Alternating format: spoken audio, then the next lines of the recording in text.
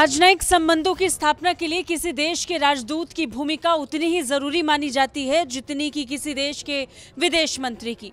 समय समय पर इनके द्वारा निभाई गई भूमिका बड़े से बड़े विवाद और छोटे से छोटी गलतफहमी को खत्म करने में मदद करती है।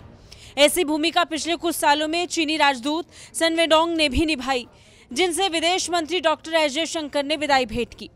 विदेश मंत्री डॉक्टर एस जयशंकर ने भारत से जाने वाले चीनी दूत सन वेडोंग से मुलाकात की। मुलाकात के दौरान विदेश मंत्री ने दोनों देशों के बीच शांति और सीमा पर सुलह पर जोर दिया। उन्होंने कहा कि द्विपक्षीय संबंधों में संतुलन बनाने के लिए चीन और भारत के बीच शांति और सुलह जरूरी है। चीनी राजदूत से मुलाकात के बाद विदेश मंत्री डॉक्टर एस जयशंकर ने इसे लेकर ट्वीट भी किया।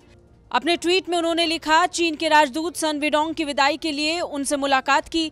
भारत चीन संबंधों के विकास पर जोर दिया। सीमा पर शांति और सुलह जरूरी है। उन्होंने ट्वीट में आगे कहा, भारत चीन संबंध को सामान्य बनाना दोनों देशों और दुनिया के हित में है। अपने फेयरवेल समारोह में चीनी दूत ने दोनों देशों के बीच मुश्किलों के समाधान पर जोर दिया। सन ने कहा कि पड़ोसी देशों के बीच कुछ मतभेद होना नेचुरल है, लेकिन इसे कैसे मैनेज किया जाना चाहिए ये अहम है। चीनी दूतावास की वेबसाइट पर उन्होंने पोस्ट किया, दोनों देशों के बीच सामान्य हित हमारे बीच मतभेद से कहीं ऊपर है। हमें इससे भली भांति अवगत होना चाहिए। उन्होंने आगे कहा, दोनों देशों को आपसी मतभेद को भुलाकर बातचीत के जरिए जरूरी समाधान खोजना चाहिए।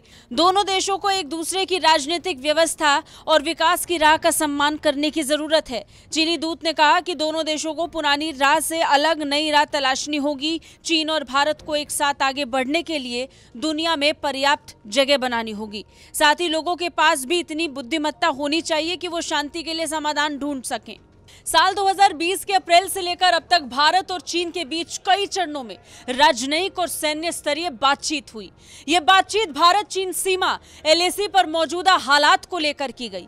भारत की ओर से बार बार कहा जा रहा था कि दोनों देशों के बीच हालात तब तक सामान्य नहीं हो सकते जब तक सीमा पर हालात सही नहीं होंगे।